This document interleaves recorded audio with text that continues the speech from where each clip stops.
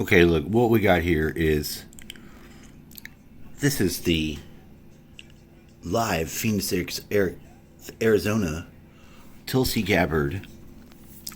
Now, I don't expect her to be suspicious of Erica like a lot of the other people.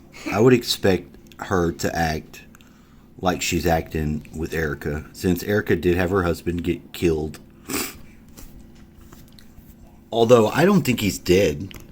I'm starting to think that they had some videos pop up of a guy that does Hollywood special effects shit, and they showed the way that they would do that, and it explains the amount of blood, the weirdness. It wouldn't surprise me if he burnt off and he's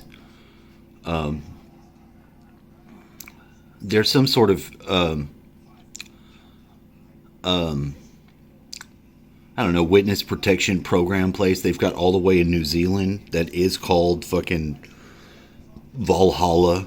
So it makes sense that maybe he's doing something like that. I don't know, but if you watch this shit, it's so retarded. I mean, the fireworks shit. I just want to see it. Let me get up here. I could turn the volume down and just play it.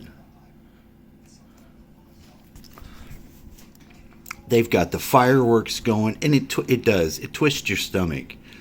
If you get a bad vibe off of any of this shit, and you should from the shooting the guy in the neck for just asking questions, and then all the other shit. You know, now I don't know what's up with Tulsi. I've had super soldier dreams where she would be there doing some shit. One of them was like a computer fucking AI room that I got locked into, or was trying to keep her out, or trying to be locked in by her. I don't know. But she's always there doing shit. So I don't know what's going on with her. She can't be much older than me. If she is. I just want to show these fireworks before fucking. Let's see the shit. Show the fucking stage, because it's ridiculous. It's fucking ridiculous. None of them on this one. What about at the beginning? Yeah, here we go.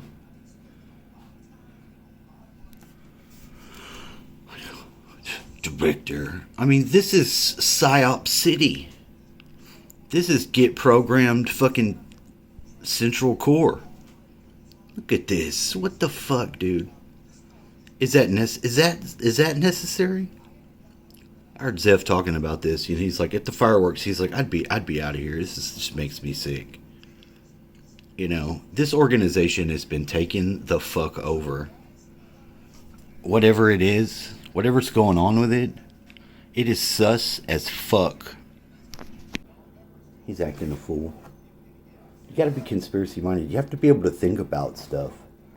And you do have to not really buy in to something until it's 100% that you know what it is. Which that almost never happens.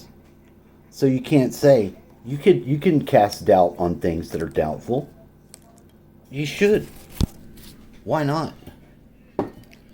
It's amazing how many things that we trust that are a fact, or that we know, that we don't, and they are not a fact.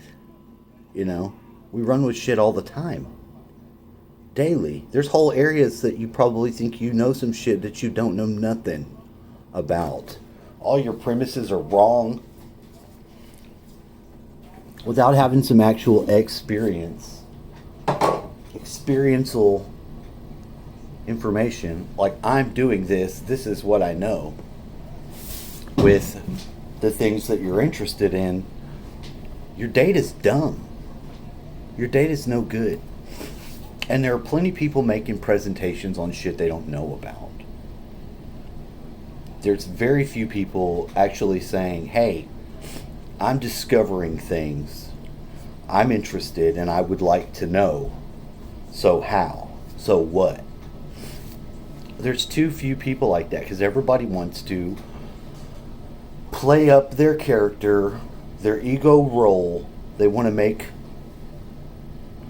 their persona and their star power the whole hook to what they're doing. You know? That's why my channel's The Darkitect. The Darkitect is the shitty nature in the cosmology of this world where there's a light side and a dark side, just like your personality.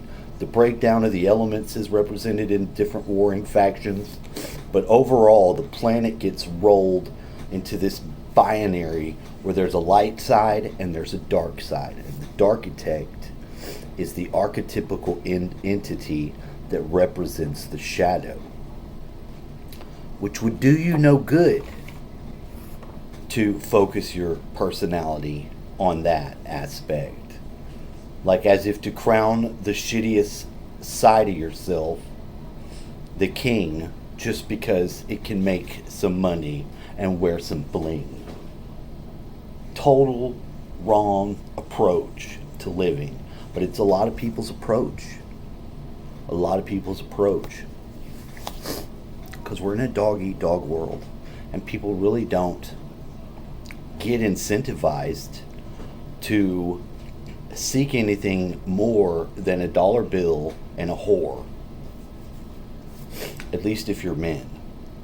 Or women, it's just, you know, people have to be genuinely craving and hungry for something and pursue it to have the experience worthy of sharing it with people eager to learn.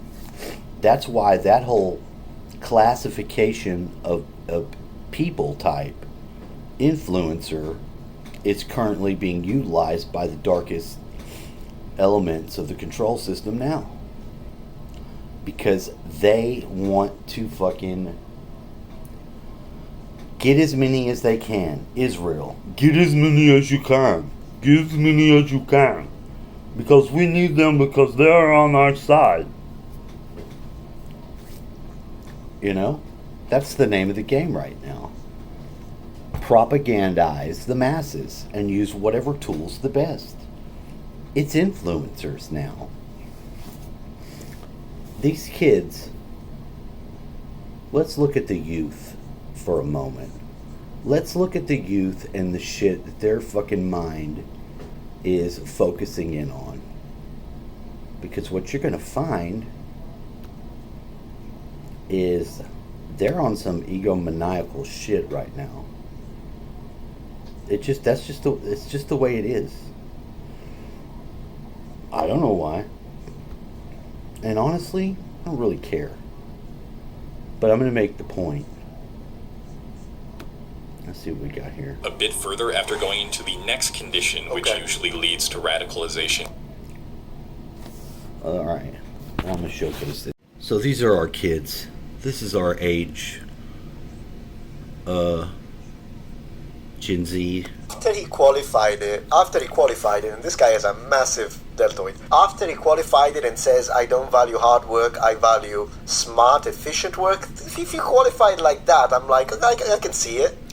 I can see it. In order to optimize his looks maxing, Clavicular has been injecting testosterone since the age of 14, and he plans on flying to Turkey soon for a double jaw surgery. According to online sources... Why does he need a double jaw surgery? Is this like a good-looking guy? He looks like an actor. I mean, then again, if he's an adult, he can do whatever he wants. His face is on the He's only slant. 19 years old, and yet he has adopted what I think most people would consider a very radicalized view of the world. Subgroups of different extremist ideologies like looks maxing are not uncommon these days. Now we have groypers, a term used to identify followers or fans of white nationalist live streamer Nick Fuentes. He doesn't self-identify as a white nationalist, though, so I don't know if we should call him a white nationalist, because he was asked by, we should watch... Nick Fuentes, I've listened to him. He's got a lot of similar ideas to what I have. The problem with him is that he turns my stomach by listening to him. And I'm not exactly sure what it is. It's the attitude, his demeanor. I don't like it, nor do I care for it. I think Tucker's more likely to be some sort of asset in some sort of way, but Tucker at least is honest, and I can take what he says and believe it. I believe he believes what he's saying. I don't buy into his fucking rustic cabin on the fucking lake bullshit. I think it's cringe. That's cringe. Thank you, Gen Z, for that. Cringe. Like, we cringed all my life. There's always been cringe, but no one identified it as cringe. It was just creepy. Now creepy has become cringe. Do you understand that's what you're dealing with, old person? That you live in a world where creepy is more dangerous. Creepy's dangerous. Not allowed, but cringe. They're doing it. Cringe is mainstream. There are a lot of, because that's what it is. It's cringe, cringe, cringe. It's beginning to look a lot cringe Christmas.